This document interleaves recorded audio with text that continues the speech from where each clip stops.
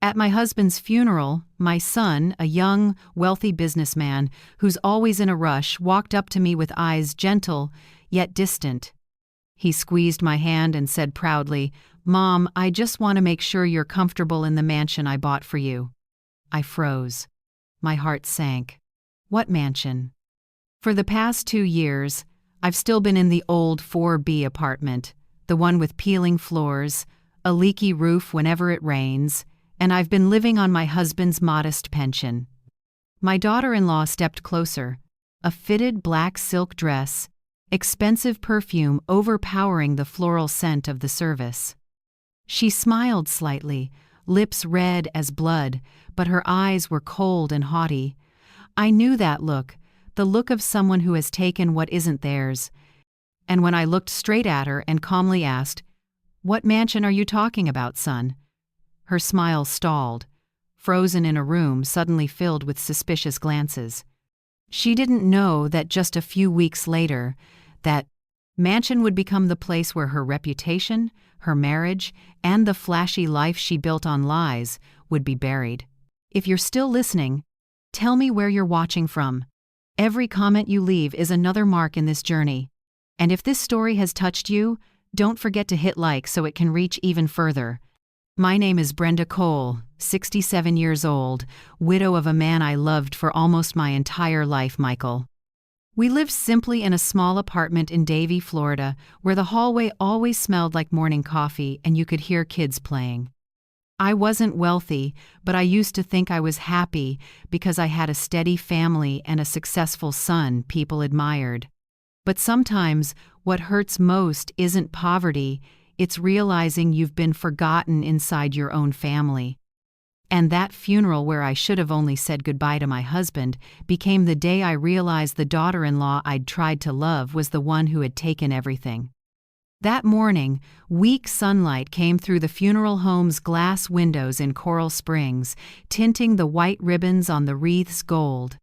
I sat in the front row, clutching an old handkerchief, the last gift Michael gave me before he passed. We had been together more than 40 years, sharing every pension check, every morning coffee, every sleepless night over medical bills.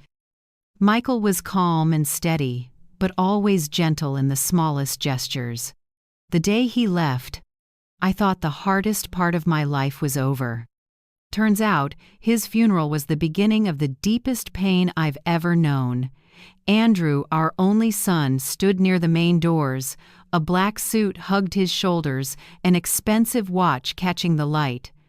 At 35, he already owned a successful tech company in Miami, praised in the news as a self-made example of the new generation.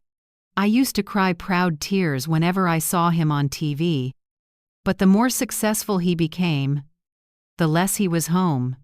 Calls got shorter, visits got briefer, replaced by quick notes. "Mom, Serena will swing by to drop you some money for groceries." Serena, Andrew's wife, is the kind of woman who makes people look twice. Golden hair, a perfect smile, and a way of walking like the world should step aside.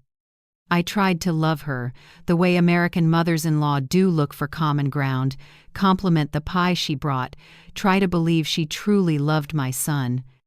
But there are things an older woman can sense without proof. The look of disdain when she saw me use an old wallet. The way she said, "Mom," without ever really meeting my eyes. And now, in Michael's funeral, she stood by my son as if she were the one who had lost the most. She placed a hand on Andrew's shoulder, whispered something, and then, right in that moment, Andrew said the sentence that made the crowded room go silent. "Mom, I just want to make sure you're comfortable in the mansion I bought for you." I thought I misheard. A few seconds stretched as long as a lifetime.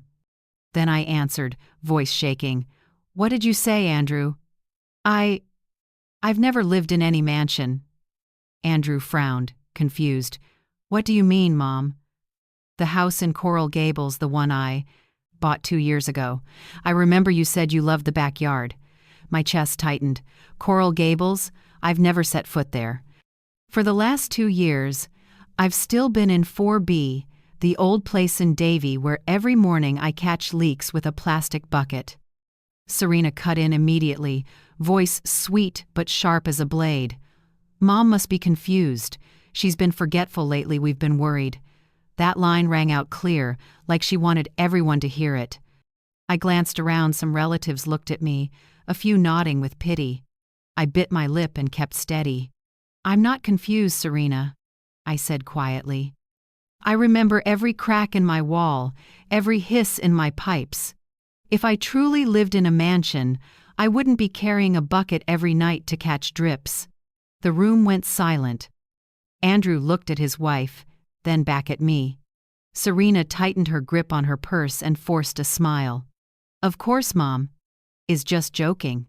But her eyes said otherwise, darting, startled then, narrowing into a quick, warning glance as if telling Andrew to keep quiet. I'm old, not blind. I know the look of someone hiding a secret, and Serena had just given it away. After the service, when most people had left, Andrew came over, still looking rattled. Mom, he said softly, maybe I should swing by the apartment soon. I thought you'd already moved. No, I'm still there, Andrew. I never left, and I never received any key except the key to 4B. I watched his face tighten. Something was cracking inside the son I've loved all my life. Behind him, Serena stepped up, voice smooth as velvet. Honey, it's your dad's funeral. Can we talk about this later? Mom's just emotional. I turned to her. Serena, I said, calm but firm. I've lived long enough to know when someone's lying. She pressed her lips together, eyes skittering away. Andrew squeezed my shoulder and murmured, Mom, let's get some air. But I didn't want to leave. I wanted this ended now. No, Andrew, I said. If you really bought me a mansion, I want to know why I've never lived there. Serena stepped back, a practiced smile returning. Mom, you're drawing attention. This is your husband's funeral. Exactly, I said slowly. That's why I don't want anything else to be hidden today.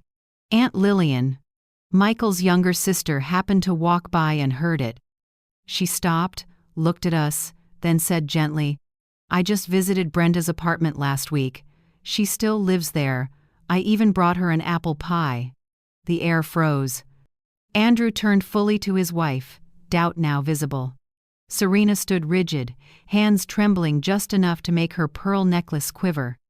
I took a breath and kept my voice even. Son, I think it's time we talk in private, just the three of us. Andrew nodded and asked a funeral home staffer to open a small back room for family. When the door closed, I looked straight at Serena without blinking. Andrew pulled out his phone. Let me check the closing file. Maybe there's a mix-up somewhere. There's no mix-up, I said, low but steady. Someone has been living in that house. And I believe that person is standing right here. Serena let out a small, brittle laugh, the kind that sounds like breaking glass. Are you accusing me? I know you're hurting, I get it, but I'm not hurting. I cut in. I'm recalling every electric bill, every bank letter, every tax notice that all came to 4B. No one mixed anything up, Serena. Andrew exhaled, scrolling. Mom, here it is. The confirmation for the Coral Gables purchase, signed 2 years ago, recipient Brenda Cole. He paused. Mom, there's your electronic signature. I stared at the screen. That signature wasn't mine. The strokes were straight, stiff, missing the soft loop of my right hand. That isn't my signature, I said quietly. Andrew froze. Serena went pale as if the blood drained from her face. No one spoke for a few seconds. Only the hum of the vent and my heartbeat thudding in my chest. Finally, Andrew whispered, Mom, we need to review everything, including the bank records. Serena turned away, clutching her purse. This isn't the time, she muttered. But Andrew looked right at her, his voice no longer gentle. No, Serena, this is exactly the time. I knew, In that moment, things had started to break. And I also knew that although today was my husband's funeral, another funeral for the lies was being prepared right there in that small room. Andrew sat on the wooden chair by the small table in the family room. The soft yellow light showed the dark circles under his eyes, proof of many sleepless nights. The room smelled of polished wood and funeral flowers, making the air heavier. I stayed standing, hands clasped to keep them from shaking. "Let me show you," Andrew said, pulling out his phone. "Maybe you really forgot. I have photos." I looked at the bright screen. A woman stood in a large kitchen. Sunny light. A stainless steel fridge. A spotless white stone island. She wore a beige sweater and gave a slight smile toward the camera. From a distance, at a glance, she did look like me. Same short gray-streaked hair, a slim frame, hands laced in front. But the longer I looked, the colder I felt. I tilted my head and drew a breath. "Andrew," I said slowly, "that woman is not me." He frowned. "What are you talking about, Mom?" "She looks exactly like you." I pointed to the screen. "Do you see the small scar on my right wrist? I got it slicing apples in 1998. She doesn't have it.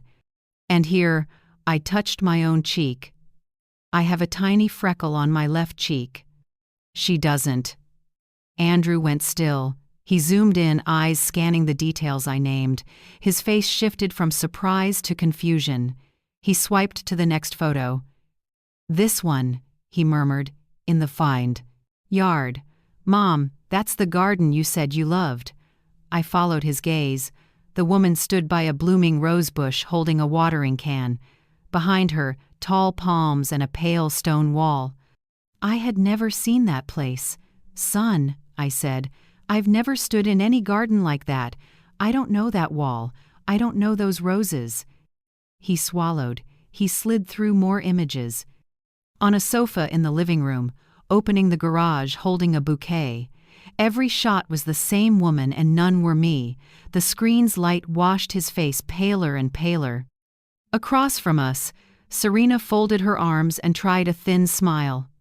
"Honey," she said, high and soft, "I think Mom's mistaken. It's a painful day, her memory might be jumbled." I looked straight at her. "Serena, I am still clear enough to tell the difference between a dream kitchen and my real one, the one with a refrigerator that roars every night and a light bulb that's been flickering since last year." The room seemed to refrigerator. Lock in place. Andrew's eyes flashed, for the first time, with doubt. "Serena," he said slowly, "who is the woman in these photos?" She jolted, lips parting without sound.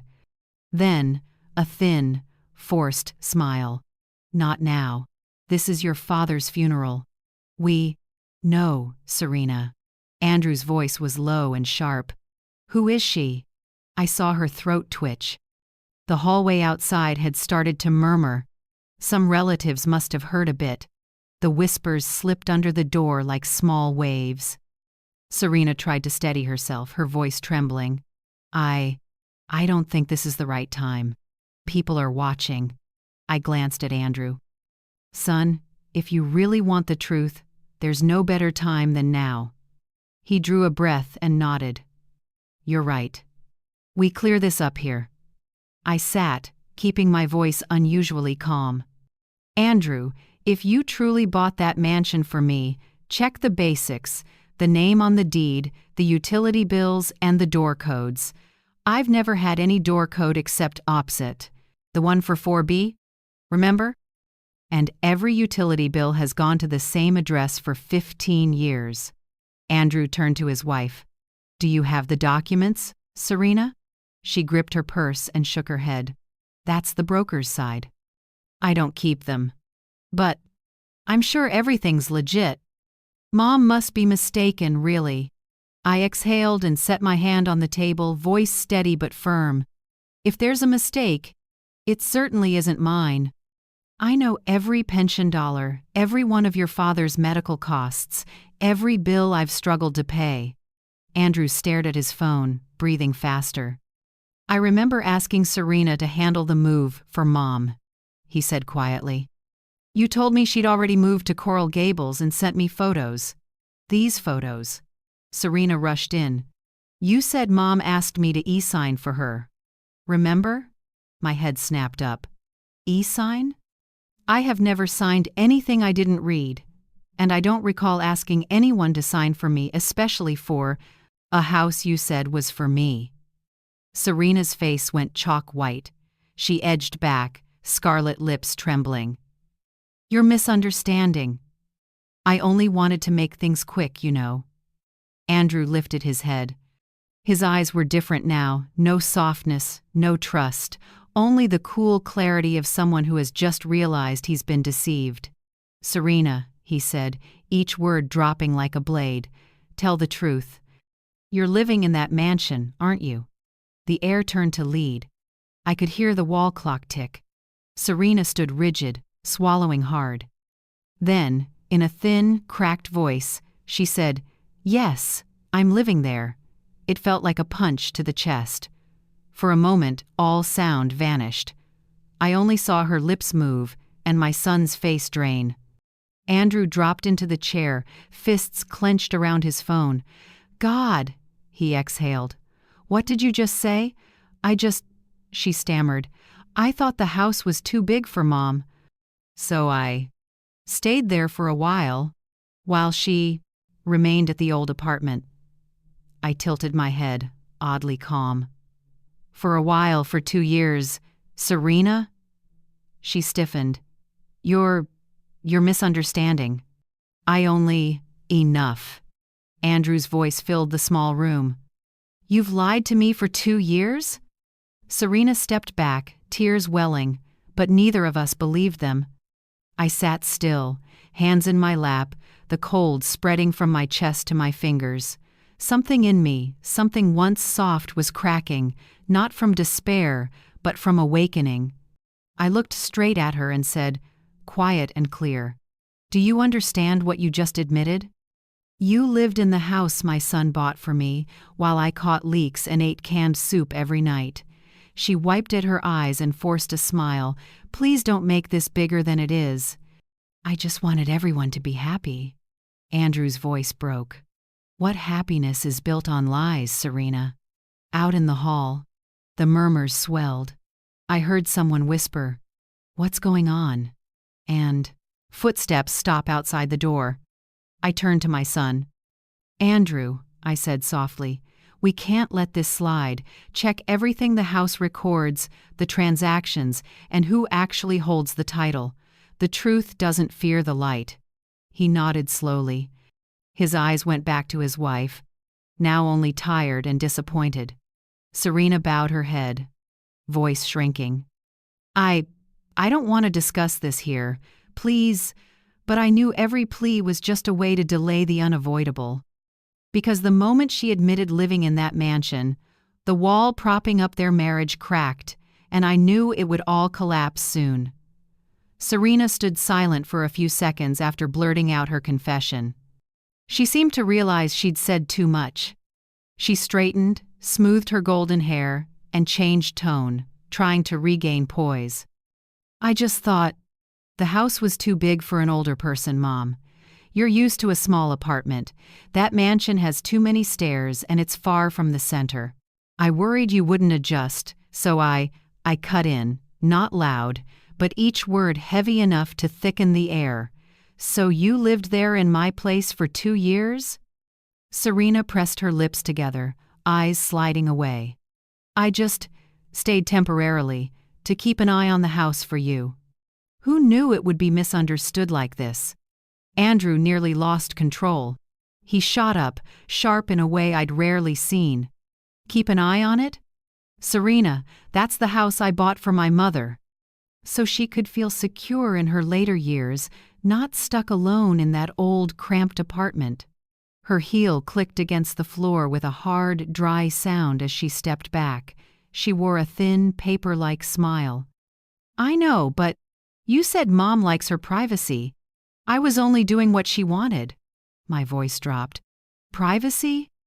Do you think privacy means isolation, lies, and having your home taken from you?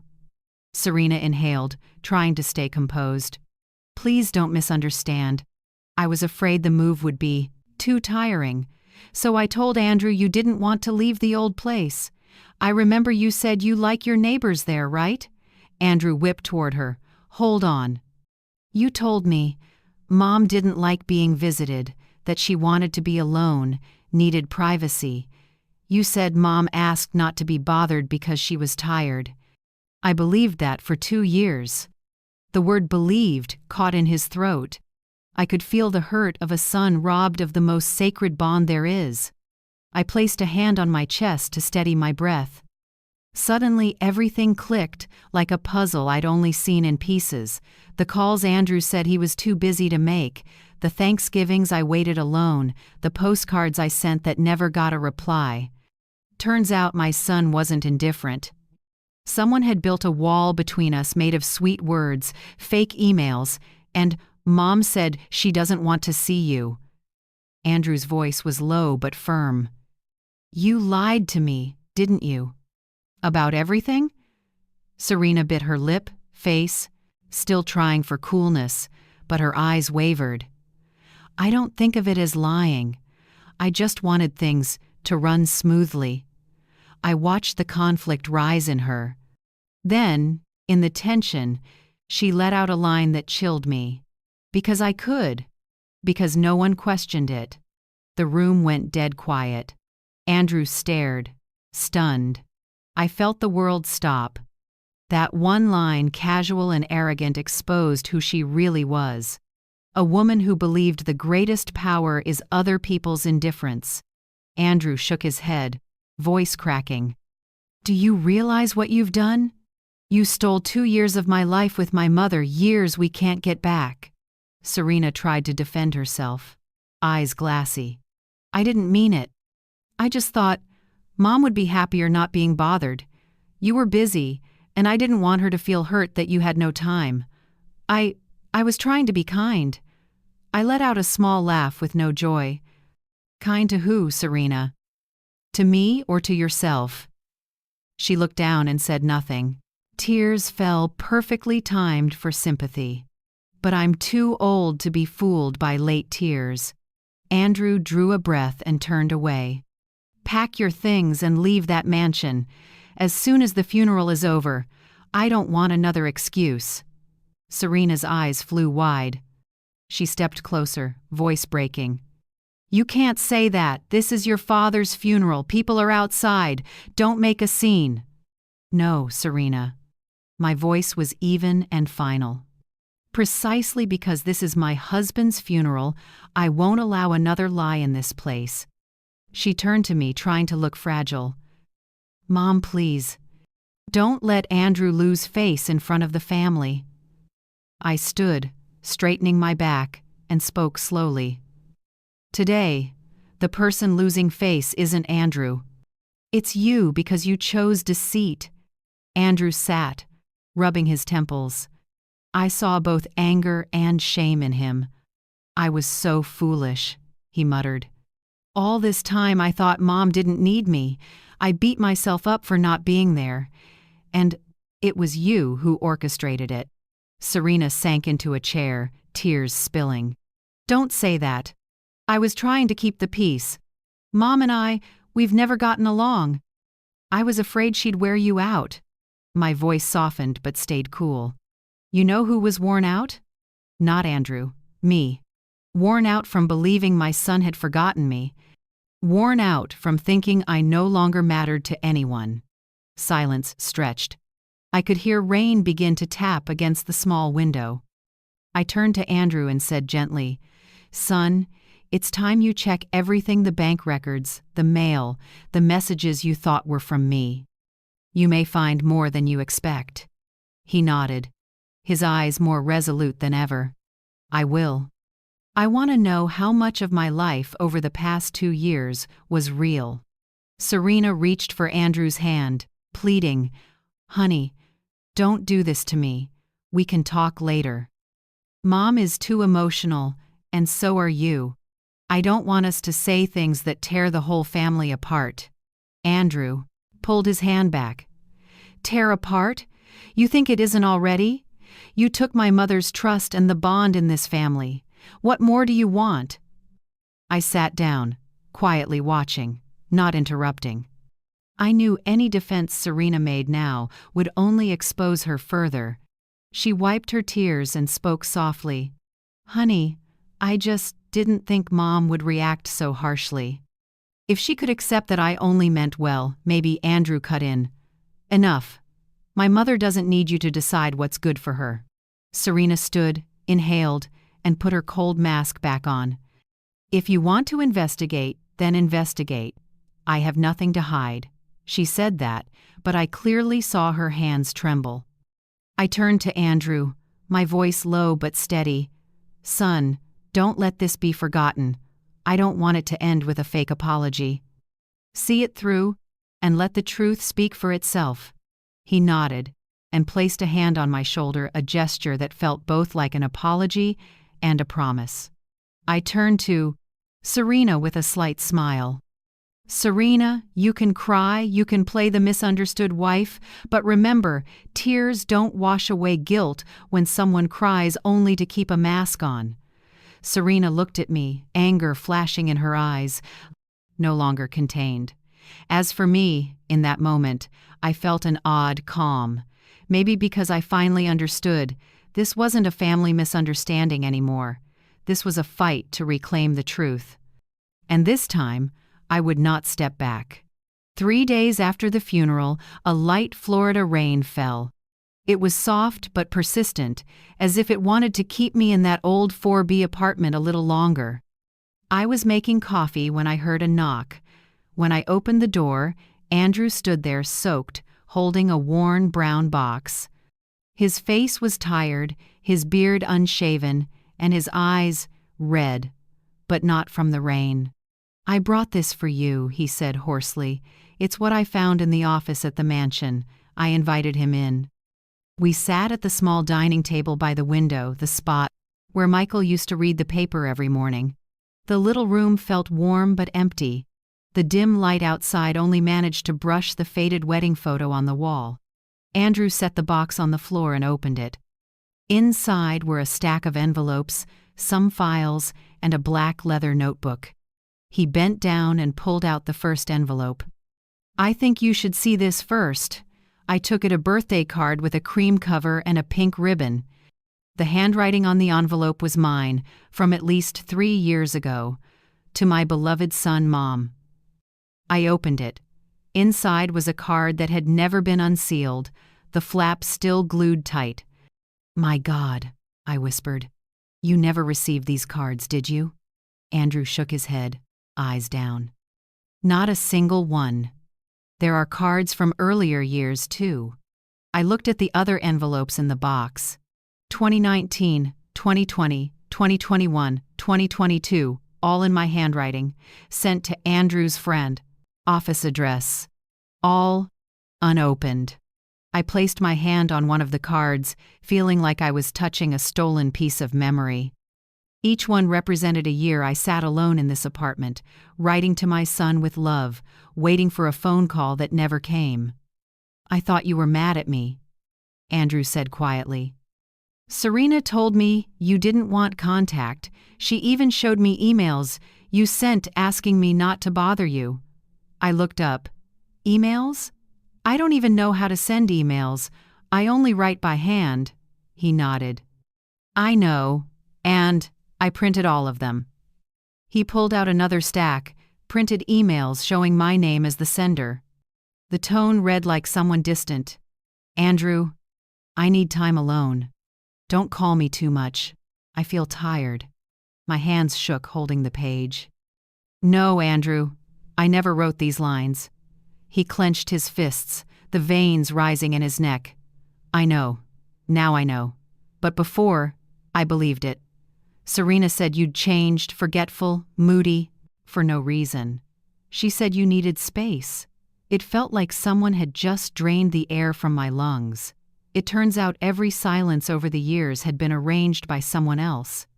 I reached for the last item in the box, the black leather notebook. It was thick, heavy, and smelled like old leather. Andrew said softly, "I found it in Serena's desk drawer. Looks like a personal journal." I opened the first page. The neat, sharp handwriting was Serena's. The first line read, "Plan to maintain balance between both sides, Brenda and Andrew." I swallowed. Andrew sat beside me in silence. I turned a few more pages. Each page was meticulous, like an operator's logbook, not a wife's diary. "Call Brenda. Tell her Andrew is busy and won't stop by. Tell Andrew. Mom said don't call. She's tired. May 12th, Brenda sent a card. Keep it. Don't forward. We'll say it got lost." I shuddered. Each line was a small cut, executed with chilling precision. Andrew stared at the notebook, his lips tight. "Turn to the middle," he said. I opened to a page with a small paper clip. At the top, written in red ink, "Mother's Day." Below was a detailed note, "Morning. Send flowers to 4B from Andrew, keep the message short. Call Mom, say he's in a meeting and can't talk." Evening. Cook dinner at home. Tell him Mom said thanks and doesn't want to be bothered. Goal. Make Brenda feel remembered but without needing to meet. I set the notebook down. My vision blurred not from age, but from tears rising too fast. I remembered last Mother's Day, the bouquet of roses I received, the machine-printed card with Andrew's signature, and Serena's call saying he was on a business trip. I believed it. I sat alone all evening, watching the bouquet wither, yet felt warm, thinking my son was busy but still loved me, so even that love had been staged. Andrew was silent for a long time, then picked the notebook up again and flipped quickly. His hand trembled. "Mom," he said softly, "it's all here. Notes about the transfers, a whole plan to manage communication between you and me." I closed my eyes. A cold current ran down my spine. "You know," I said, my voice low, "all this time, I kept thinking it was my fault, that I was too sensitive, expected too much, too selfish to feel abandoned. But in truth, I was just a victim of scripted words." Andrew squeezed my hand. "Mom, I'm sorry. I was blind." I shook my head. "No, Andrew, it isn't your fault. Serena knew how to make you believe. You're a good man, and that's exactly what made you easy to use." The room sank into silence. Outside, the rain grew heavier, drumming on the metal awning. I looked through the streaked window and felt both pain and a strange relief, because at last I knew the truth. No more what-ifs, no more doubting myself. Only the bare truth and a wound beginning to heal the only way it can, by facing it. Andrew pulled a few last sheets from the box. "Look at this." They were a series of utility bills in my name addressed to Coral Gables. "She used my name to register utilities," I said, voice trembling. "So when you checked, everything matched." "Right.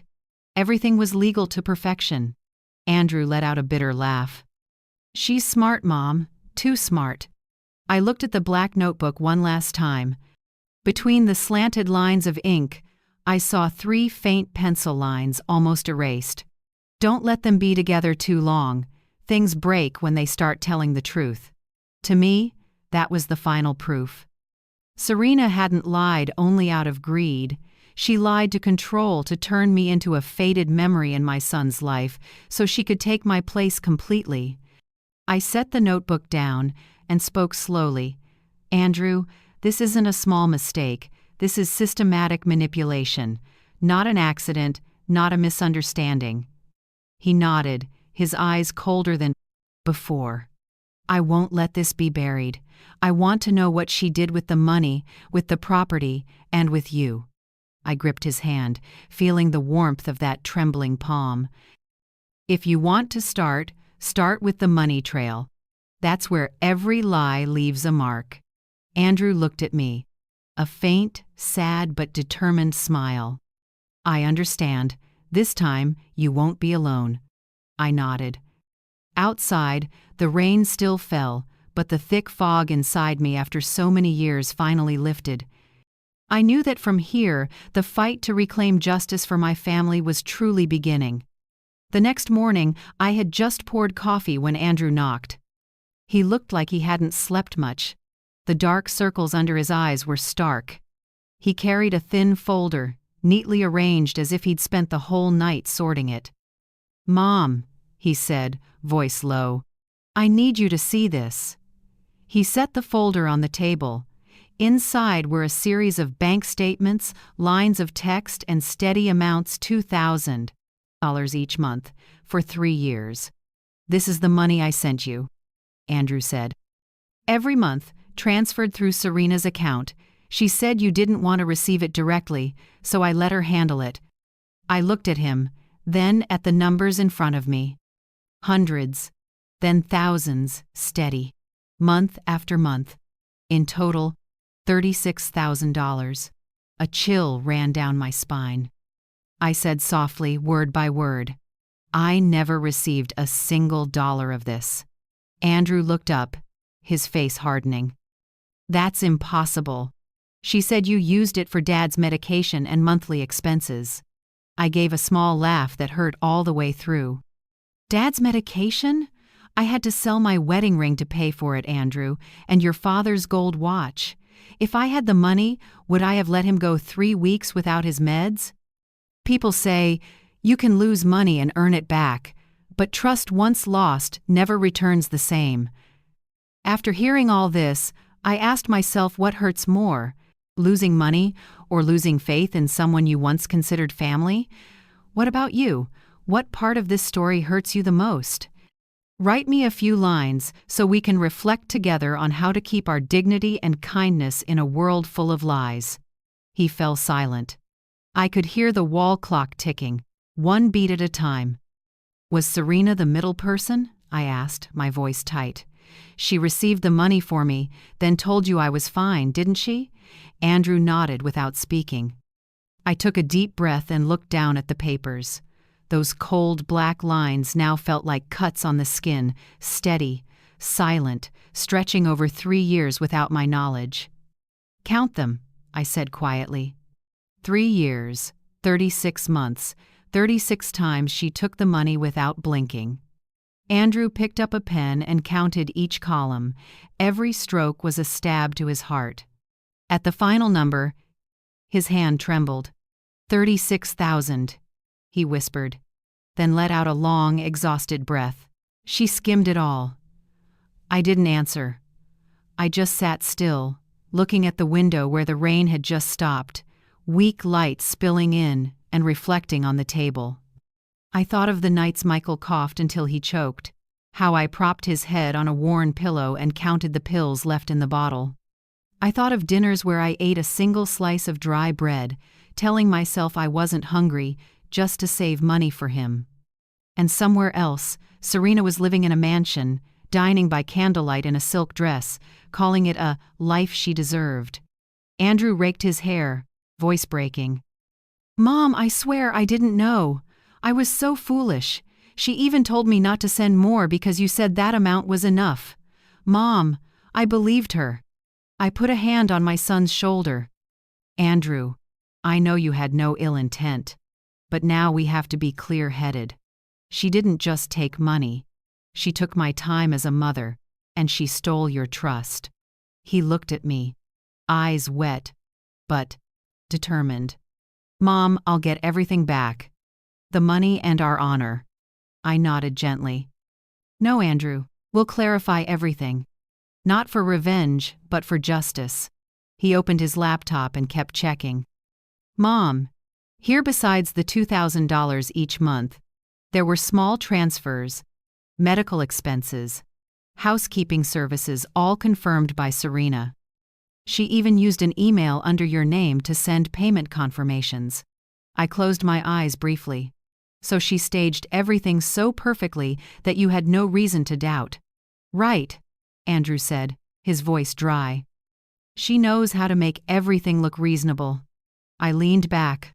a wave of fatigue washing over me. But this time, that fatigue wasn't helplessness. It was the storm front of a battle I was ready to face. "Andrew," I said more calmly, "we'll go to the mansion. As soon as possible. She built a whole world of lies, and it's time to face it." He looked up, a spark of resolve in his eyes. "I thought the same last night.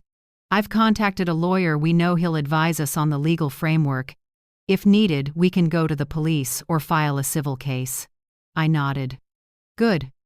But before we confront her, we prepare. No arguing, no letting her steer the conversation. Just ask the right questions, take the right facts." I pulled out a blank sheet and wrote the first lines. List to verify. 1. Bank statements for the last 3 years. 2. Mail, emails, texts, cross-check each contact as 3.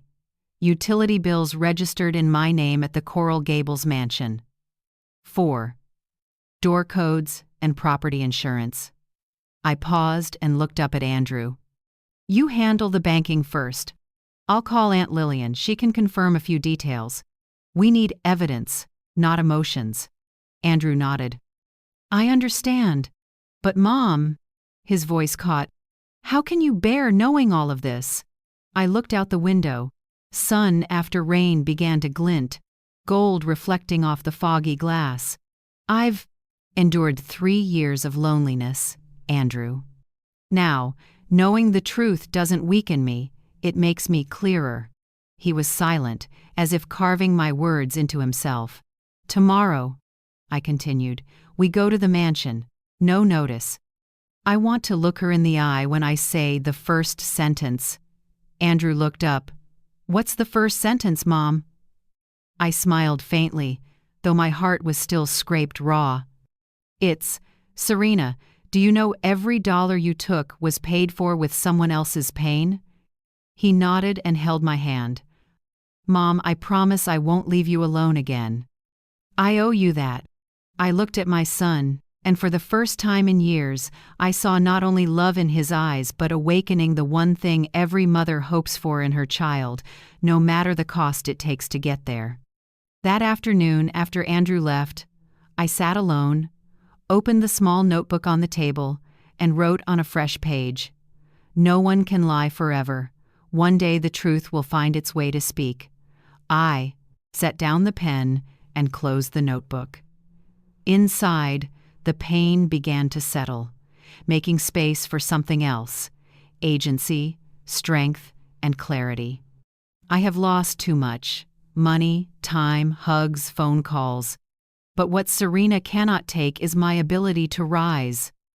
Tomorrow, I will walk into that mansion not as a deceived mother, but as a woman who will claim justice for herself.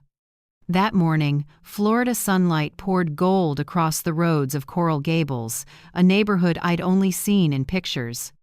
Tall palms leaned over stone walkways, white mansions with red tile roofs stretched in a line, elegant to the point of cold.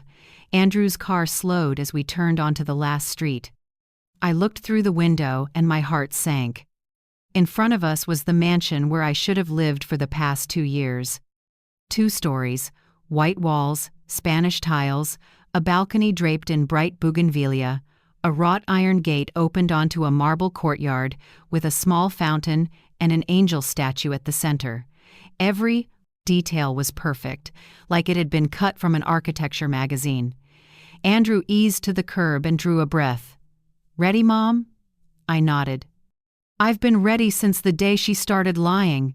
He stepped out and pulled a key. When the lock turned, the dry click sounded like an opening line to a truth that couldn't be taken back. The front door swung open. Expensive perfume and vanilla candle mingled with cool air conditioning. On the marble floor, the click of high heels rang out quick, then stopping at the top of the stairs. Serena appeared. She wore a cream silk dress, hair perfectly curled, bare feet but still carrying the regal posture of a true owner. When she saw us, her face twitched, but within a second, she had her poise back. "Andrew," she said sweetly, "you're back? I didn't expect you to bring Mom without letting me know."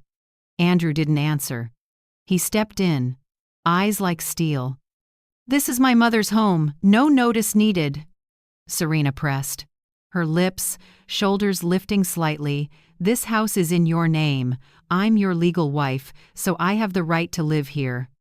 If Mom feels uncomfortable, I'm happy to give her a tour." I drew a breath, keeping my voice even. A tour? No one needs a tour of the place she should have lived in for 2 years. Her smile stalled. Andrew pulled the black notebook from his pocket. The moment she saw it, her face went pale. He set it on the stone counter, thud, a heavy sound dropping into the silence. "You recognize this?" he asked, low and slow. Serena stepped back, lips trembling. "That's my journal. You violated my privacy," Andrew answered flatly. "Not a journal. A record of wrongdoing." She opened her mouth, but before she could speak, I stepped forward. "Serena, do you know the things I demand in life aren't mansions, cars, or a name to flaunt? I only want what you took, the smallest things. A birthday card, a dinner with my son, and money for card. My husband's medicine, when he was dying. That's all." Serena stood still. The fake strength on her face cracked like paint under harsh sun. Andrew looked at his wife, his eyes more disappointed than angry. "Why, Serena? Why would you do this to my mother?" She turned away, voice trembling but still playing fragile. "You don't understand. Mom never truly accepted me. She always saw me as an outsider. I just wanted a place." "By stealing?" I asked softly. "By inventing stories, dividing mother and son, then living in a home bought with love and trust." She snapped back, voice rising. "Because she was always between us. You always talked about her cooking, about how she worried about you." I was tired of living in that shadow. Andrew froze, as if slapped. "So that's it? You were jealous of my mother?" Serena panted, then shouted, "Yes! Because you love her more than you love me." The room seemed to shatter under that line. I stood still. Every secret, every move, every scheme now gathered under one bare reason: petty, selfish jealousy. Andrew stepped back, his eyes hollow. "You destroyed your marriage over that?"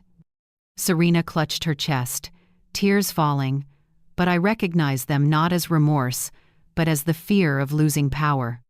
I touched the cold stone counter, letting the chill steady me, reminding myself to keep breathing, keep calm, keep the evidence. "Andrew," I said slowly, "let her speak it all. Let her own words indict her." He nodded, staring at Serena. "You took the money, faked messages, kept me from my mother. What else do you have to say?" Serena wiped her tears, her voice fraying. "You think it's easy being your wife? You're always busy, always talking about work, and when you're not, it's about your mother. I just wanted to be loved." I sighed. "Serena, love doesn't mean taking. You didn't want love, you wanted control." She turned on me, eyes full of resentment. "What do you know about marriage? Have you ever had to fight for someone's love?" I smiled lightly, though the scar inside me had long since closed. "No, because I never had to fight for it. I only had to be worthy of it." Serena bit her lip, shoulders trembling. She looked around the white walls, the crystal chandelier, the polished stone floor, as if everything was turning its back on her. Andrew stepped forward, his voice cold and final. "Serena, you need to leave the house now. This is no longer your place." She widened her eyes, trying to regain her old hauteur. "You don't have the right to throw me out. I'm your legal wife, and this house is in your name. If I want, I can stay as long as I please." "Right," Andrew replied, "but not after you're sued for financial fraud and identity forgery." That sentence made Serena turn pale. She looked at me, as if seeking a little pity, but I only met her gaze with calm eyes. "Serena," I said slowly, "when you took this house, you thought you'd won. But there are things you can't take: the truth, a mother and son's bond, and trust. Those things, no matter how many signatures you forge, can't be faked." She turned away, gripping the stair railing, her voice almost a scream. "You think you're better than me? Fine, but this isn't over. I won't let you take everything from me." Andrew answered shortly, his voice like steel. "No, Serena.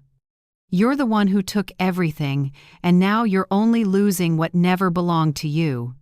She looked at him one last time, her eyes filled with both hatred and despair.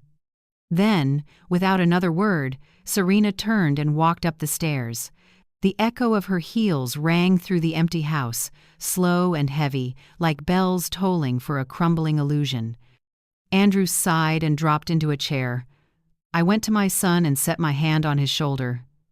"You did the right thing, Andrew. Sometimes to get peace back you have to dare, to let everything collapse." He nodded slightly, his eyes still fixed on the staircase. "Mom, I don't understand how I ever loved someone who could be that cold." I looked at him and said softly, "Because you have a heart that trusts. Don't let her take that from you." Outside, the late afternoon sun cut through the window, pouring a warm strip of light across the marble floor.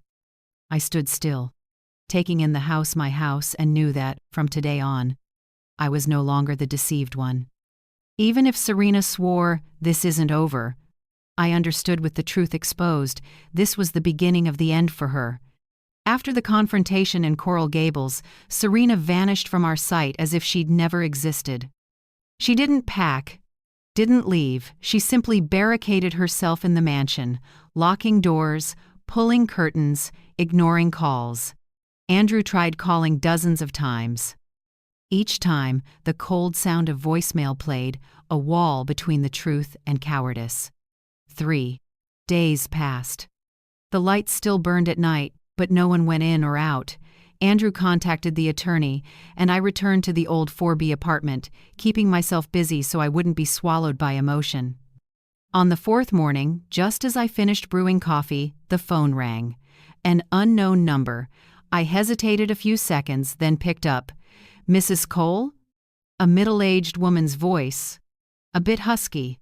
Slightly urgent. "I'm Rosa Alvarez. I work for a few families in Coral Gables, and I think you should know this." I tensed slightly. "What is it, Miss Rosa?" She drew a long breath. "It's about Mrs. Serena." At that name, my hand tightened around the receiver.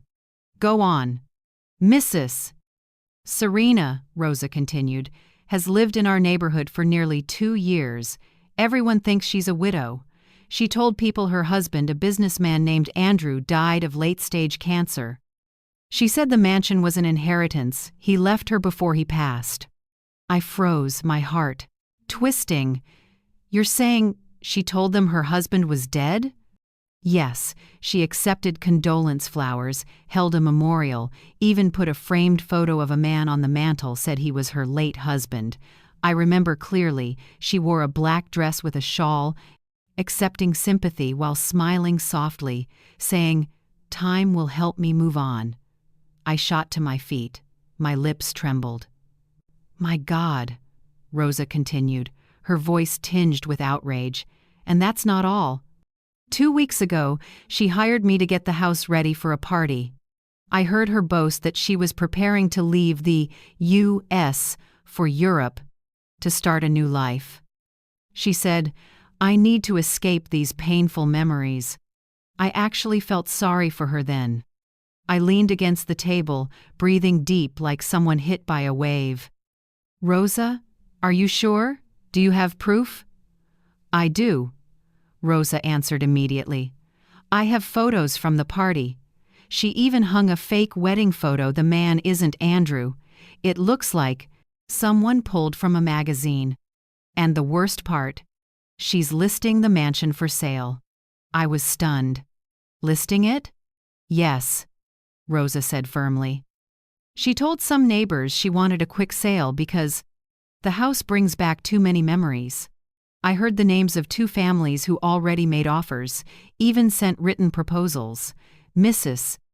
Serena said she'd close soon and move to Europe to open a small fashion boutique. I slumped into a chair.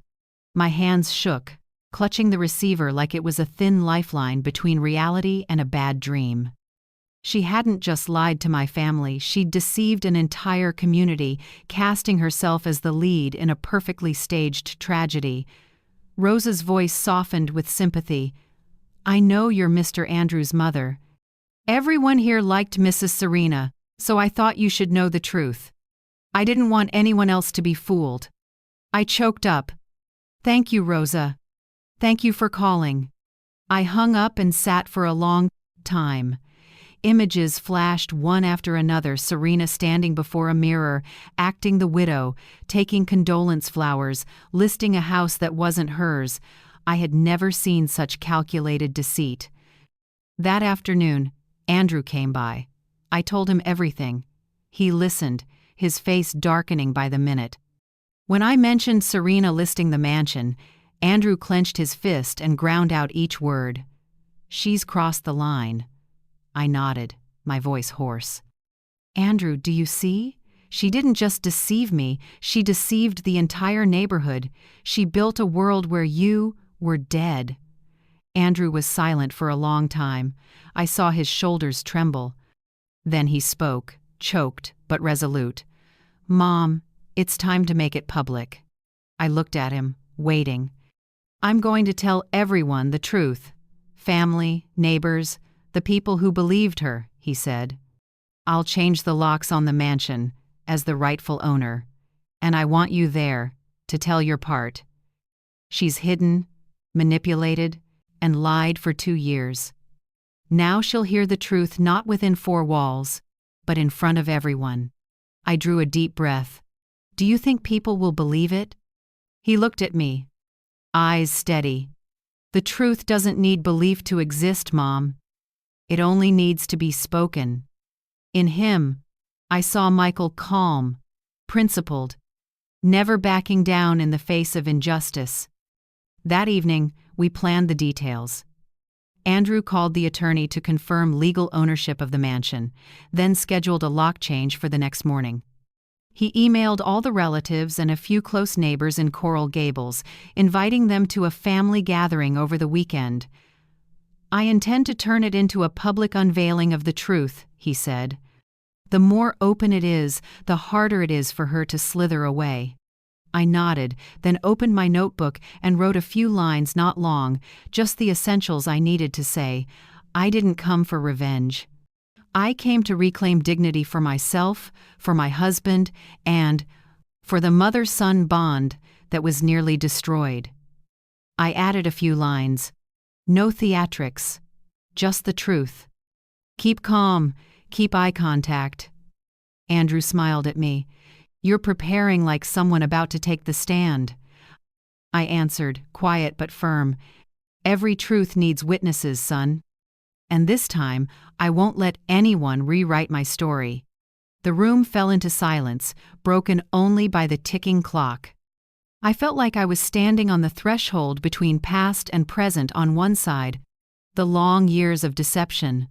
On the other, the glare of light, harsh and stinging. Andrew sat across from me, taking my hand. "Mom, when this is over, I want you to move in with me. Not out of pity, but because I want it."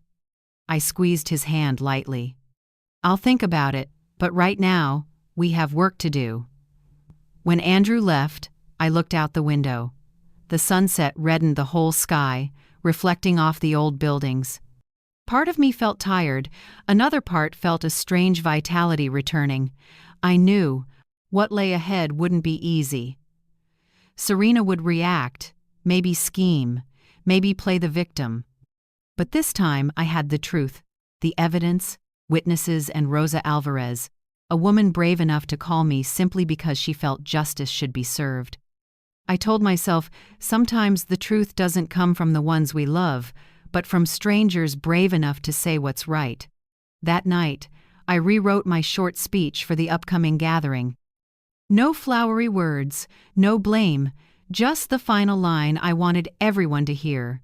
When a woman is stripped of her voice, she doesn't disappear, She waits for the day to speak again, with her whole heart and with evidence. I set down my pen and closed my eyes. The fear was gone.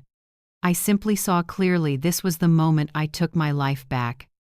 On Saturday evening, Coral Gables glowed under golden lights streaming through the tall palms.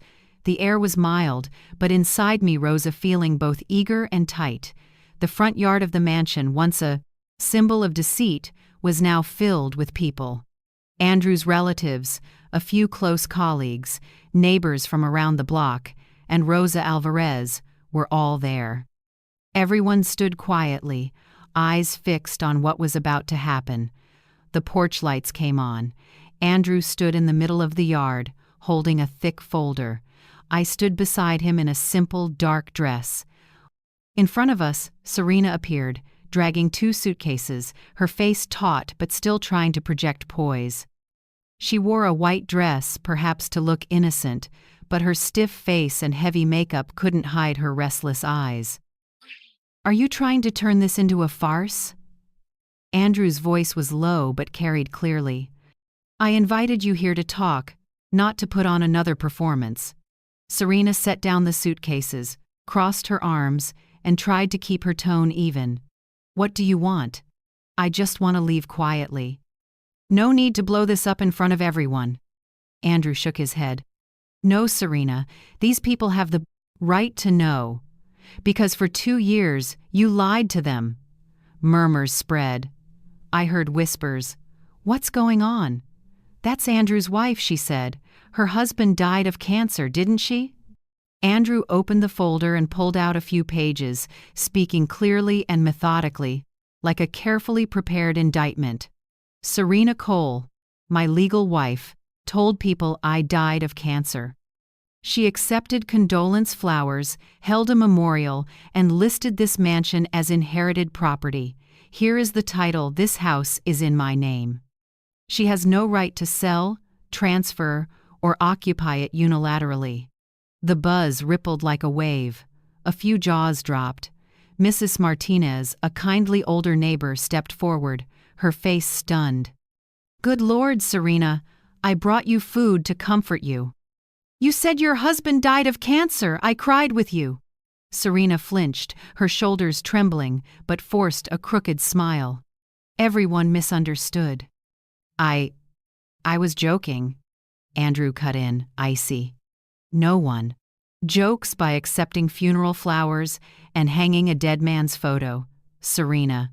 The air thickened. I could hear the wind threading through the palms, dry and cool. Andrew turned to me and nodded. "Mom, your turn." I stepped forward. The yard went silent. I looked around, faces both familiar and new, people who had believed Serena was a grieving widow. I spoke slowly but firmly. "I am Brenda Cole, Andrew's mother. For 4 years, I lived alone in a small apartment in Davie. I didn't receive a single card, phone call, or check-in from my son because Serena blocked them all." A few people sighed. I continued. "When my husband Michael was dying, I couldn't afford his medication. I sold my wedding ring. Meanwhile, Serena took the money. Andrew sent me. Lied that I didn't want to see anyone. That I was difficult, that I had lost my mind." I paused to steady my breath, then looked straight at Serena. "You said I needed privacy. In truth, you wanted me to second, disappear so no one could verify your words." The crowd murmured. I saw phones rise, lights flickering as people recorded, but I didn't care. Serena suddenly screamed, "You're humiliating me." "This is a family matter, not a trial." Andrew answered, calm but unyielding, "The truth doesn't humiliate anyone except the liar." The line cut like a blade. Serena's face went chalky, her eyes darting, searching for a sympathetic gaze in the crowd. But no one looked at her with pity anymore. Andrew raised the folder again. "Here are the bank statements from the last 3 years. Each month, $2,000 was sent to my mother through Serena's account. She kept all of it. A total of $36,000. And here are printed emails where Serena impersonated my mother to confirm receipt." Everything has been forwarded to our attorney. Sighs, murmurs, then silence. Some people shook their heads. Others looked at Serena with a mix of anger and pity. I turned to Andrew, resting my hand on his arm. My son isn't perfect. He believed the wrong person, but he's brave enough to admit it and strong enough to make it right. Andrew looked at me, eyes glassy, then pulled out a bright silver key ring. He turned back to the crowd, his voice clear. These are the keys to this house. They should have been my mother's 2 years ago. Today, I'm giving them back, not just the keys to a mansion, but to the trust I unintentionally lost. He placed the keys in my hand. When the metal touched my skin, my hand trembled not from fear, but from warmth, something I'd lost through years of forced isolation. Serena sneered, bitter. Fine. You win. But remember this, Andrew. I'm still your legal wife. You can't just kick me out of your life that easily. Andrew sighed, his voice steady but colder than ever. No one's kicking you out, Serena. You left on your own the day you chose lies over real love. Serena clenched, the suitcase handles, her eyes blazing. You'll regret this. I answered softly but clear. No, Serena. Regret belongs to those who won't face the truth. She spun around, dragging the suitcase across the tiles, and strode to the gate. The clatter of wheels over the steps echoed into the night like the ending of an old chapter. No one stopped her. Only the wind moved, carrying the whispers of those watching. Andrew stood still for a while, then turned to me. Mom, I'm sorry. I smiled and squeezed the keys. You don't need to be sorry. What matters is you chose the right side. He nodded slightly, tears shining under the porch lights. Around us, a few neighbors came closer, light touches on my shoulder, quiet words. You're so strong. I can't believe Serena did that. You deserve to live here. I thanked each of them, then looked around the yard. This place had once been a stage for lies, and tonight it was a courtroom of conscience. No judge, no jury, only the truth, standing tall, burning bright in the Florida night. As people drifted away, Andrew came over and said softly, I want you to move in tomorrow. This house needs a good person living in it.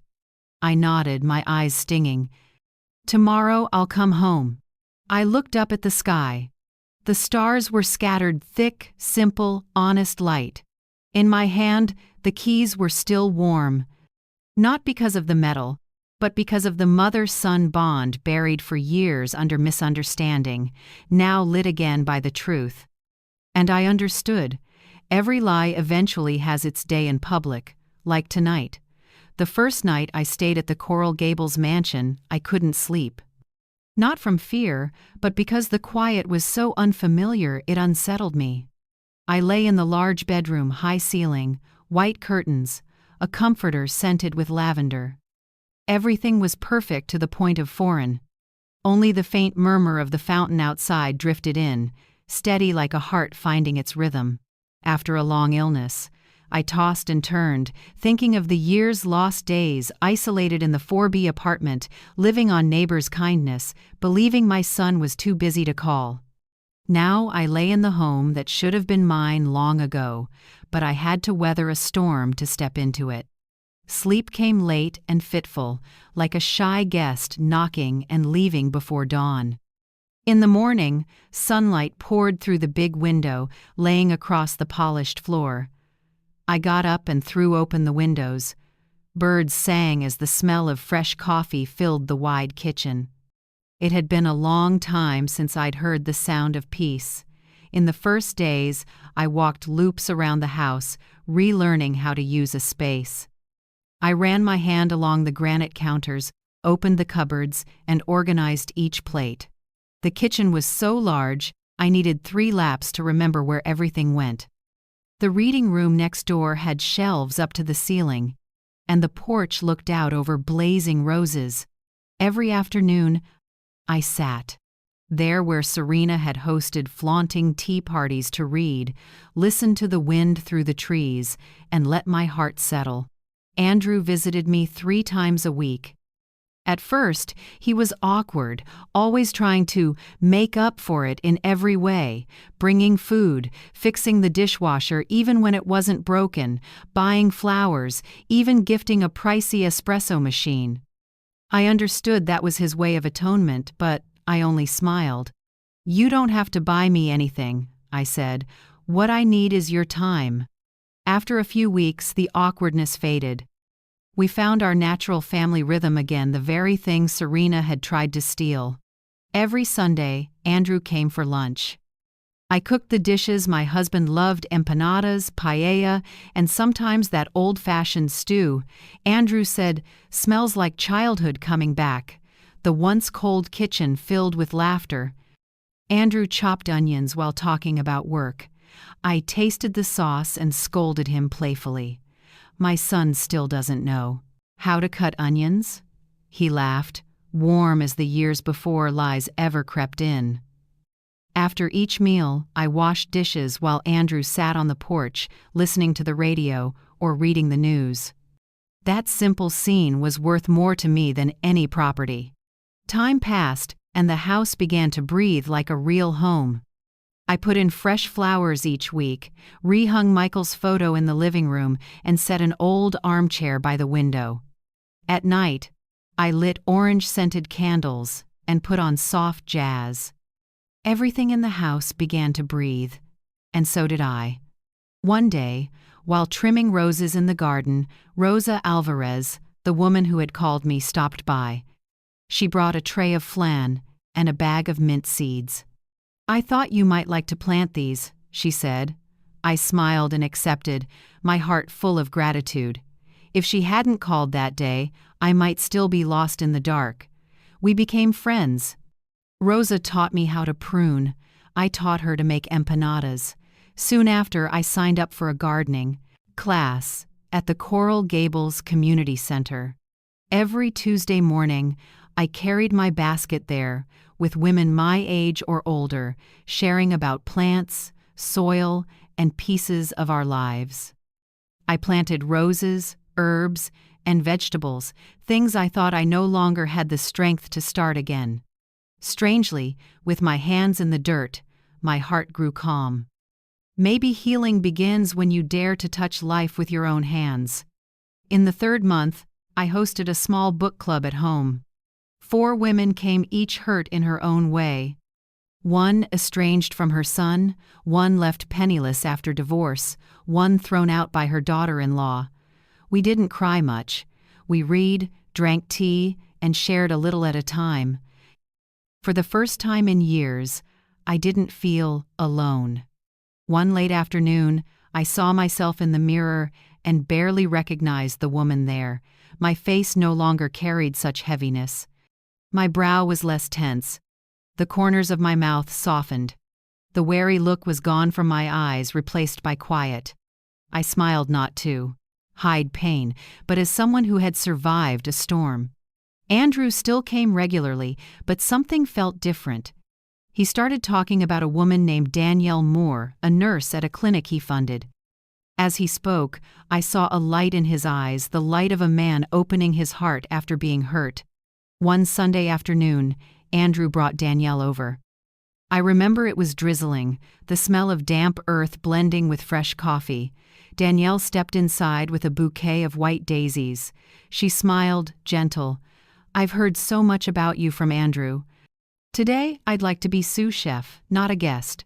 I smiled back, taking in her neatly tied brown hair, bright eyes, and simple warmth. Unlike Serena, Danielle didn't try to impress. She was natural, polite, and most of all, she knew how to listen. When I spoke, she set her phone down, looked me in the eye, and nodded lightly. It felt like, for the first time in years, a young person truly heard me. That meal was joyful. Danielle rolled empanada dough with her sleeves up, laughing when flour smudged her cheek. Andrew teased her. She pretended to pout, and they both burst out laughing. That laughter filled the house, the kind of sound I thought would never return. When Danielle left, she took the gardening gloves I'd given her and promised to bring a few small potted plants next time. I stood on the porch watching them go, seeing Andrew hold her hand, his eyes gentle and trusting. For the first time, I didn't feel anxious about my son loving someone new. I felt grateful. That night, I sat down with the notebook I'd kept since my husband passed. I wrote, "Healing doesn't come from forgetting, but from looking straight at the truth and letting time do its work. Community is medicine. When we dare to share our stories, pain stops being a burden and becomes a bridge." I set the pen down and closed the notebook. Outside, the fountain kept running, the water falling steady like the heartbeat of the pen. House and my new heartbeat, too. I understood that the past 6 months weren't just a journey to reclaim a house, but a journey to reclaim myself. The woman once labeled senile, difficult, old and weak, now had a voice, a home, her son's love, and a small community around her. I looked up at Michael's photo on the wall and whispered, "Everything's okay now, dear. I'm truly home." And in that moment, I knew I had come back to life. 6 months after that outdoor trial, my life and Andrew's slowly settled. But one chapter wasn't closed yet, the chapter called Justice. One April morning, while I was tending rosemary on the porch, Andrew walked into the yard holding a thick file. His face was calm, but there was a heaviness in his eyes. "The attorney wants to see you this afternoon," he said. "There are a few things to sign and some new findings." I wiped my hands on my apron and nodded. "All right, tell me. What's still unclear?" Andrew sat and opened the file. "We've submitted all the evidence. Serena's black notebook, the emails impersonating you, the listing documents for the mansion, and the bank transfer statements. But the attorney found something else." I stayed quiet, waiting. "Serena opened 2 credit accounts in my name," Andrew said slowly. "She used my personal information, social security, office address, even an electronic signature to take out consumer credit. In total, more than $80,000. I froze. "My goodness, I didn't know," Andrew said, voice dropping. "She did it very cleverly. All the paperwork looked legitimate. When I checked my credit, it finally showed up." He opened his laptop and showed me. Authorized user, Serena Cole, was right there. Along with the spending history, jewelry, travel, a VIP spa membership, even a beauty course in Paris. Looking at those cold numbers, I felt both hurt and tired. Serena had gone far beyond any limit, not just lying about love, but abusing the law and our finances. That afternoon, we went to the attorney's office.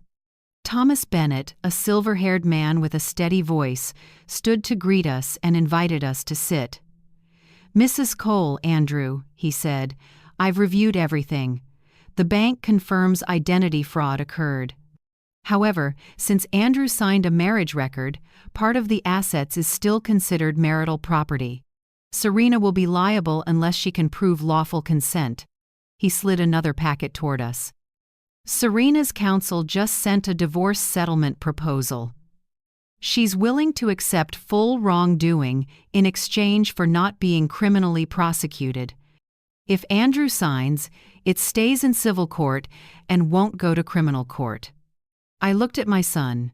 He didn't speak, just stared at the wooden table, fingers interlaced. "What do you think?" I asked softly. He looked up, eyes sunken. "I don't want to see her in prison, Mom. I just want a clean break for everything to end." I nodded slightly. "Sometimes forgiveness isn't because they deserve it, but because we need peace." The attorney smiled, eyes kind. "I believe that's a sound choice. Her social and financial consequences are already substantial." It was true. After the public reveal at the mansion, Serena's reputation collapsed. Her family, once well-to-do in Palm Beach, cut ties. They quietly sold the condo she had lived in and moved away. I heard Serena rented a small studio on the outskirts of Miami, avoiding people she knew. I felt no joy. There's nothing to gloat about when someone drives herself over a cliff. I only felt a vague weight lift the guilty fog I'd carried for years, thinking I was the mother who broke a family. Justice arrived not with cheers, but with a door softly closing. A few weeks later, the divorce settlement was officially signed. Serena relinquished all property claims, including any share of the Coral Gables mansion. The court recorded, "The house would be for my lifetime use, exactly as Andrew intended when he bought it." When I received the documents, I held them tightly not for their material value, but for the clarity they represented something twisted for far too long. After that, I set new rules for myself and our family. Rule 1. Financial transparency. I manage my accounts independently, keep clear records of every expense, and I taught Andrew to do the same. Never let blind love cloud your judgment, I told him. Real love isn't afraid of transparency. Rule 2. Firm boundaries. I cherish Danielle, the new woman in Andrew's life, but I also keep respectful space. Danielle understands and responds with grace. She always calls before visiting, always asks my opinion about arranging the living room, and never brings up Serena. I know that kind of tact usually comes from someone who's been hurt before. Andrew changed too. He no longer looks for perfect, but for honesty and kindness. He often tells me, "Mom, I don't need someone who makes me feel awe. I just need someone who makes me feel at ease." I smile. You've learned what took me a lifetime to understand. In the afternoons when Florida light slants through the windows, I often sit in the reading room and turn old pages. I don't strike out the memories of Serena because I don't want to forget. I keep them as a reminder.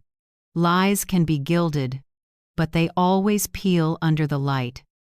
One evening, I sat at Michael's old wooden desk and rewrote my will. Not long, just a few pages. I wrote in the calmest voice, with no bitterness, only clarity. My estate will be distributed by the measure of one's character, not by blood. Whoever lives with honesty will inherit. No one may hold title to or use my finances without my written consent. The Coral Gables home will be used as a community space where older women can learn financial skills and share their stories. I signed and closed the folder. Relief moved through me like a cool breeze. Since then, peaceful days arrived slowly but surely. In the mornings, I tend the garden, read the paper, and sometimes call Rosa to check in. In the afternoons, my book group and I discuss new reads and how to keep a steady heart when life isn't steady. Every so often, Andrew and Danielle stop by with wine and laughter. None of us mention Serena anymore. We don't need to. She's only a name in the past now, no rage, no grudge, just an expensive lesson about truth and trust. One late summer evening, I sat on the porch watching sunset turn the trees red. The last light glittered on the fountain, the same sound that once kept me awake, now lulling me gently. I murmured, half to Michael and half to myself, "We went through the storm and kept our dignity. That's enough." Then I smiled the smile of someone finished with the past and convinced that justice, even late, still arrives on time. On Monday morning, while I was watering roses out front, an old silver car stopped at the gate. The engine sounded rough and tired, as if it had traveled too many weary roads. I squinted in the sun, and my heart dipped when I saw who stepped out. Serena. I knew her at once, though it took a few seconds to believe my eyes. Hair once perfectly styled now hung messy, half dyed in two tones, a wrinkled blouse, worn jeans, heels with scuffed tips. No trace of the woman who used to sweep in wearing expensive perfume and a cold smile. She stood there in the Florida glare, clutching a small purse, eyes hollow and desperate. "Mrs. Brenda," Her voice was hoarse, like she'd cried all night. "I just want to explain and to apologize." I stayed silent for a few seconds. Water from the can trickled over the rose roots. The sound on the leaves was steady, calm, the opposite of the chaos in the woman's eyes. Finally, I spoke, light but firm. "You can talk, but only for a few minutes. I don't have much time left for old stories." Serena nodded and stepped up to the fence. She didn't cross the gate. Maybe she understood that boundary wasn't just iron, but the last bit of dignity for us both. "I know I have no standing," she said, eyes down. "I've lost everything: work, family, reputation. I just want you to know, I really did love Andrew. I was wrong because I was afraid of losing him. I thought if I controlled everything, I'd be loved more." I looked at her for a long moment. In that instant, I didn't see the schemer who had once wrecked my family. I saw a lost soul standing in the rubble she created. I answered softly, my voice steady as if speaking to myself. "Serena, no words can return the time I lost with my son. The missed birthdays, the ceremonies I sat through alone, the nights I believed I was a burden. But I hope you learn one thing. Real love doesn't require controlling anyone, and remorse only matters when it comes with responsibility." Serena lifted her wet eyes. "Do you think I still have a chance to start over?" I gently shook my head, not to deny it, but to release the question. "A chance isn't something others give you, Serena. It lies in how you live from today on." I stepped back and touched the gate. "You should go now. I wish you peace, but there's no place for you in my life anymore." She pressed her lips together, shoulders trembling, then gave a small nod. "Thank you, even though you didn't have to." She turned and walked to the car. The door thudded shut like a final period. As the silver car rolled off the stone road, I watched without anger, only with a healthy finality, the last boundary between forgiveness and repetition. I drew a deep breath. The scent of roses and mint filled the air. The weight I'd carried dissolved like morning fog. At noon, Rosa called. "Mrs. Brenda." Her voice was bright. "I just heard from neighbors your garden was picked as Garden of the Month. Everyone's happy you're our new neighbor." I laughed a real light laugh. "Thank you, Rosa. Maybe this neighborhood needed a bit of my old-fashioned touch." "No," she said, "you brought back something people forgot: feeling safe." After the call, I went back to watering. In the sun, the rose petals trembled, reflecting light like hundreds of tiny crystals. I realized I no longer watered to hide from loneliness. Now I watered to nourish life, both the garden's and my own. In the afternoon, I biked around the neighborhood. It had been ages since I felt it. The wind in my hair, the smooth roll of tires over stone. A few neighbors waved. Some kids shouted, "Hi, Miss Brenda." I smiled back, and my heart felt strangely warm. That evening, I opened my notebook and wrote a few lines. No longer pages of tears and fury, just small notes of simple joy. Today, the roses bloomed round as smiles. "I made the risotto, Michael." Loved it's still good, even for one. Andrew and Danielle promised to take me to the beach this weekend. I also tried things I'd postponed for decades, signing up for an oil painting class, a baking course at the community center, and morning walks to the nearby park. Sometimes I wondered, if Serena had never come, would I have learned to live honestly with myself like this? A question with no answer and none needed. What matters is I learned how to move on. One night, moonlight washed the garden as I sat on the porch, watching the fountains sparkle. I remembered the early days when that sound kept me awake, stirring emptiness. Now it lulls me to sleep. I murmured, as if talking to myself. Forgiveness doesn't mean forgetting. It means no longer letting the past steer you. because forgiveness isn't a gift for someone else, it's a gift I give myself, to live lightly, calmly, and free of old shadows. As I wrote that, I closed the notebook and looked toward the window where the breeze carried the scent of jasmine. I smiled. I'm no longer the trembling woman at that funeral, nor the victim in the little 4B apartment. I am Brenda Cole, the woman who passed through loss, lies, and loneliness, and finally took charge of her own story. And if anyone asks me what justice is, I'll say, justice isn't only the sentence for the guilty, it's the moment the hurt person gets her voice back calm, clear, and without needing to shout. I stood, set down the watering can, and gently brushed a newly opened rose. That red no longer reminded me of blood or anger.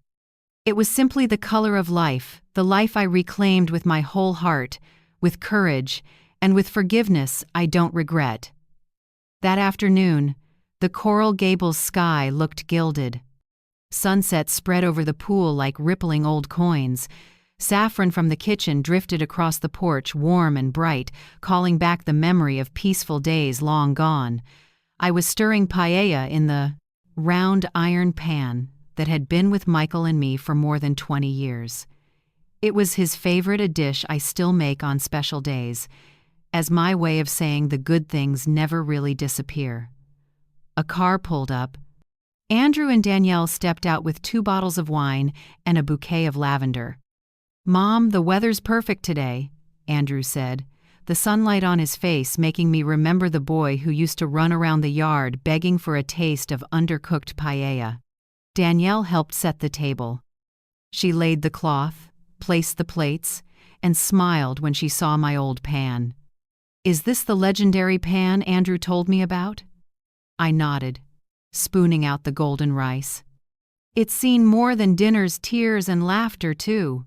Today, it deserves only joy." We sat on the porch, late light washing the wooden table.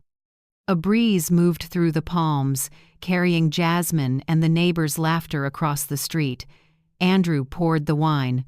"Mom, I want you to tell us more about Dad tonight." Danielle's never heard the full story. I smiled. Michael was a man of few words who always made people feel seen. He wasn't rich, but he was rich in mercy. Maybe what I'm most grateful for is that he didn't have to watch the lies that came later. He left with his honor intact. Danielle was quiet, resting her hand on Andrew's shoulder. "I believe he's proud of you both." I looked at the 2 of them, my heart full. This house, once the source of pain, was full of laughter again. The soft clink of glasses echoed in the sun-drenched yard. Over dinner, we talked about small plans. Andrew's new branch opening, Danielle's idea for a community health clinic for seniors, and me, I just wanted to plant more flowers, read a few more books, and learn to live a little slower. As the sky turned lilac, I watched the pool catch the last light and felt a quiet peace rise in me. I understood this is what people mean by healing, not loud, not declared, just a full, gentle silence after too much turmoil. I gathered my life's lessons and said softly, as if to the breeze, "Don't let anyone make you doubt your worth. Real love doesn't turn into tally marks. Loving your child doesn't mean subtracting yourself." Andrew nodded in silence, his eyes warm as a fire. Danielle gave my hand a gentle squeeze and smiled. I looked down at the house keys on the table, the little metal shining in the sunset. To others, they're small and ordinary. To me, they're the symbol of dignity and freedom restored. I knew I didn't need to prove anything else. I only needed to live true and let this home ring with the voices of decent people. That was enough. When dinner ended, Andrew helped me clear the table. Danielle washed dishes while I watched the sky shift from orange to violet to black. The day closed softly, no tears, just laughter woven with the wind through the palms. Tomorrow, I'll plant another bed of white roses right by the time fountain, not to memorialize anyone, but to thank life for giving me a chance to begin again, even late. I lifted my eyes to the night sky and told myself, the sun sets only to promise another dawn. Thank you for listening to my story to the very end. If you've lived through days of being misunderstood, of silence standing in for understanding, I want you to know this: you still deserve respect, love, and a voice in your own home. We, who have crossed the halfway point of life, don't need to defeat anyone. We just need to reclaim our peace and our worth. Because sometimes happiness doesn't arrive with someone's apology, but with the moment we're strong enough to forgive and move on without bowing our heads. I truly want to know, where are you watching this from? Where you live? What helps you keep your dignity and your voice within your family? Share in the comments. I'll read every line, as if we were sitting together on the porch with a cup of tea, talking about life.